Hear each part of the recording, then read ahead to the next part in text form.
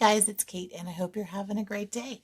I'm here with a watercolor painting. I actually just got finished and I wanted to do another painting with this Winsor Newton Cotman palette that I don't use very much, but I really like actually. So I'm going to continue painting with this. I have several palettes now and it's hard to kind of go back and forth between them because they're all really good in their different ways. So I'm going into Cad Red Hue. I'm kind of feeling some bright colors today. And I'm just going to do some fun blobs and shapes.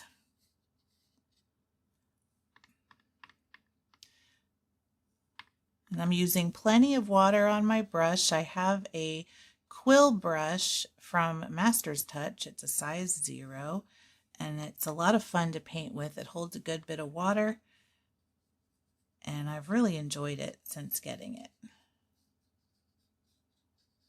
But I'm going to make some different shapes on here and different blob shapes that we can doodle with. And this orange or the Cad Red Hue is going to be my main color, and then I'll probably add some other ones too. Now I just added a little bit of water to my brush to thin it out, and I'm just going to have some different values on here.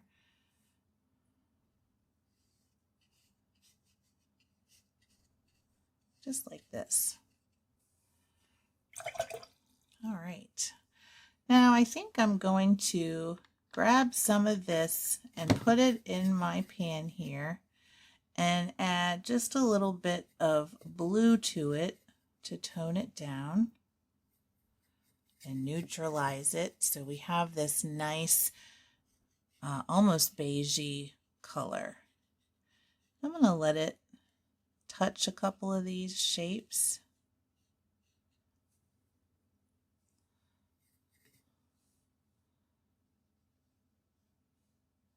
And just play with my brush.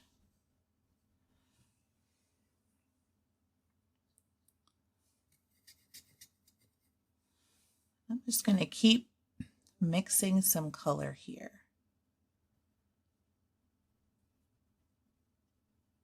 And bring it more toward blue. So now we have a really nice sort of neutral purple.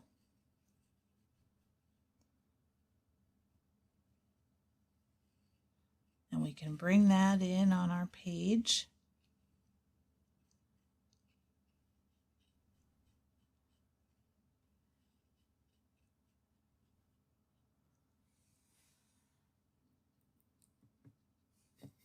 And let's bring some more blue.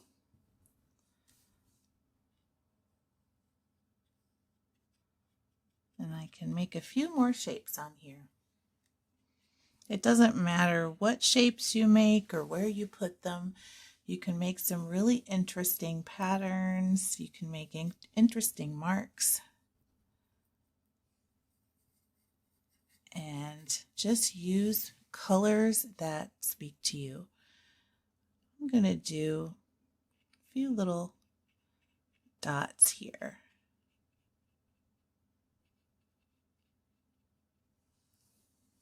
Yeah.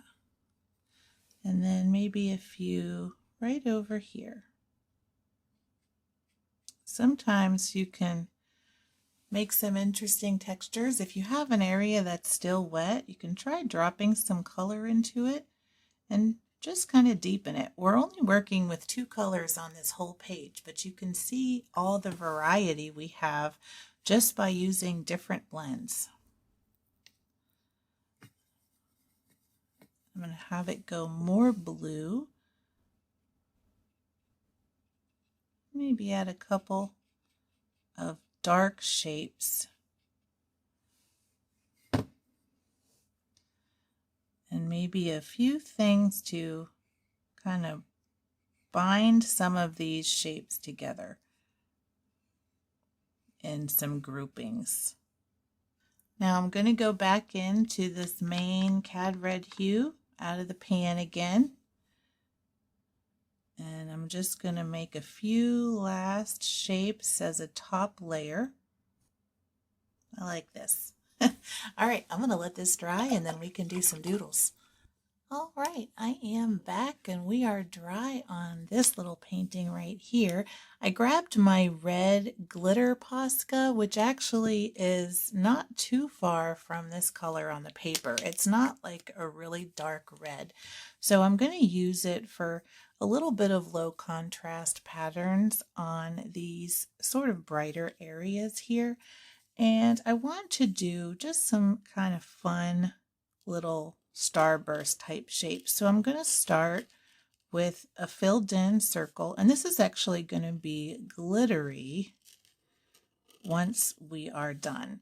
So I'm going to draw a larger circle around it and just start filling in lines all the way around. And I'm going to do a couple of these next to each other.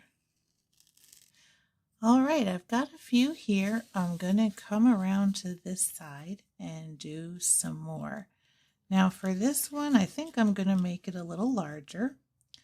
And I'm going to have it kind of go behind these other areas. So I'm going to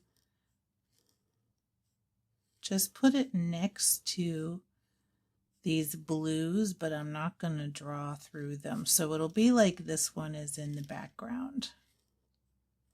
So on here, I kind of like the idea of filling it in like I did up here. So I'm going to have another one coming around this way.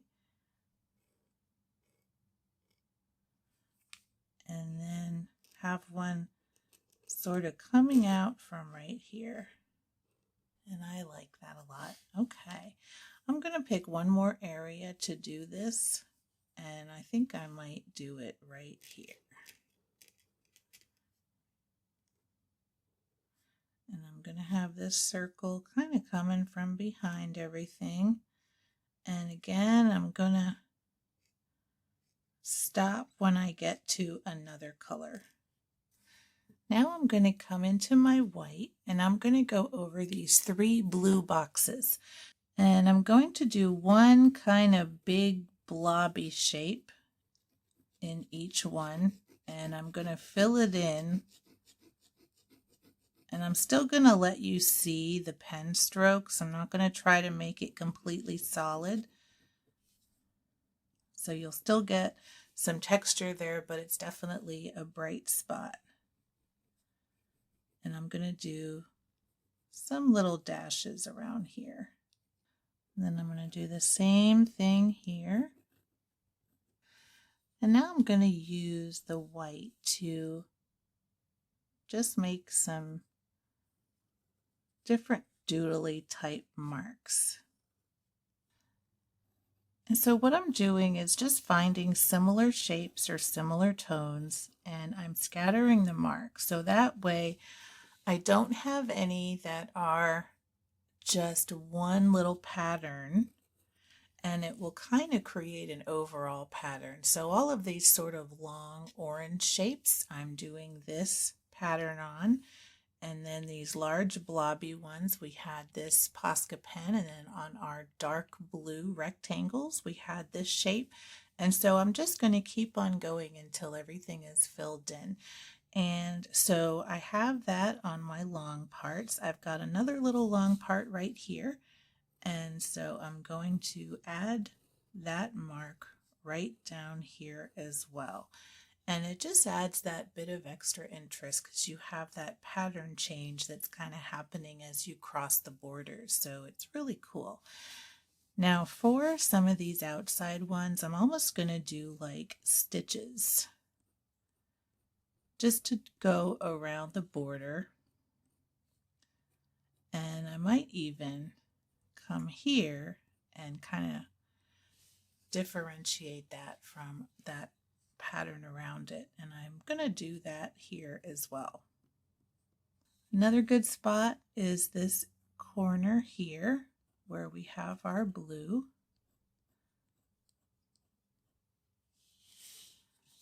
And then I'm also going to do it in this shape. Now I'm going to leave these 3 blue marks in front So I am going to not put that little stitching pattern through it, just behind.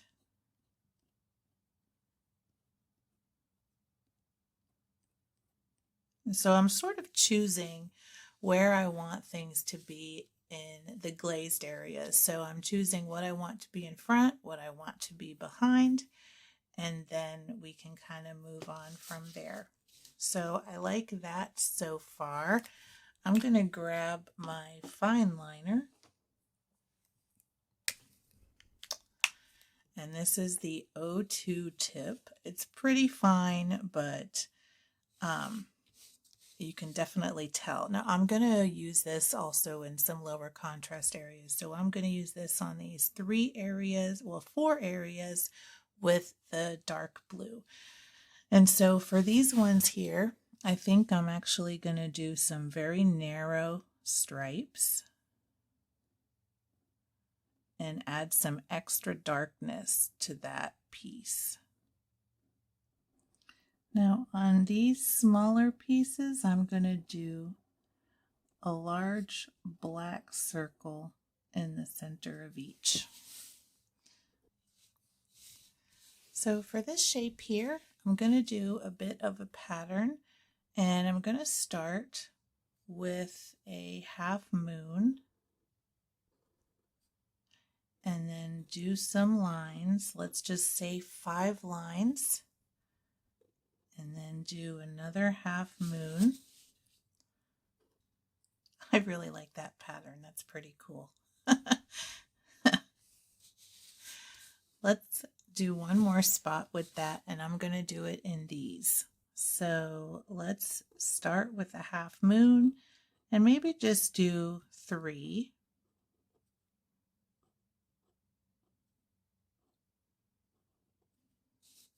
It's really kind of a cool exercise to just see how many different marks and patterns you can make, and then it ends up making a really cool little art piece. So I hope that you enjoy these videos. All right. This looks really good to me so far. We've got a few other little shapes to do, and I might see about adding a different color. Okay, so for these last ones, I'm going to go ahead and use this gray Posca, and that will be another kind of low contrast color. So I'm just going to flip this for a minute so I can test it. And that's a nice kind of light gray. That'll work really well here. So I'm just going to pick a pattern to use, and I might actually go back to the spirals that I used in a recent video that I really liked. And it just added this really subtle pattern. And I'll just fill in the whole thing with spirals.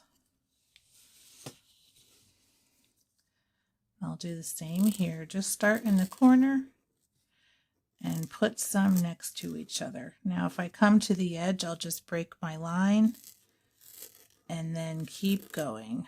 But I want all of these spirals to kind of meet and mix together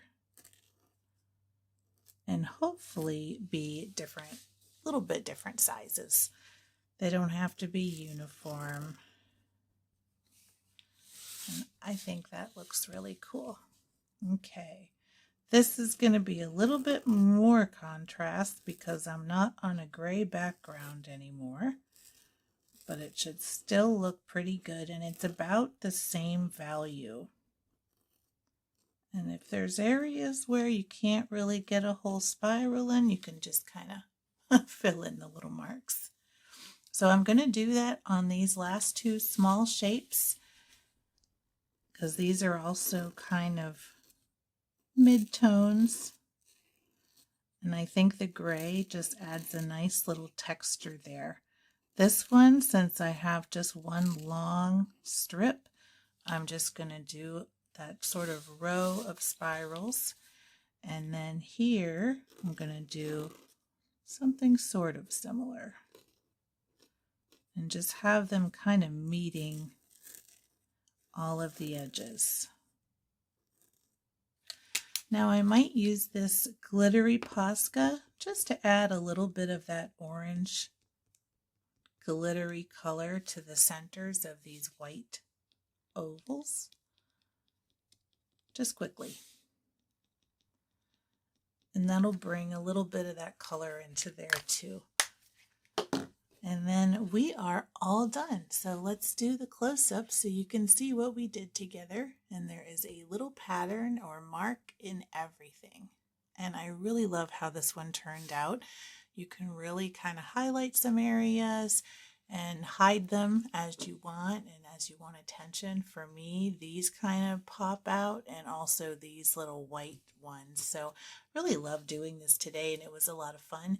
Hope you enjoyed following along with some marks of your own or with mine, and using whatever supplies you have. If you like this video, make sure to give it a thumbs up, and if you want to see more like this, make sure to subscribe to my channel. And until next time, keep creating.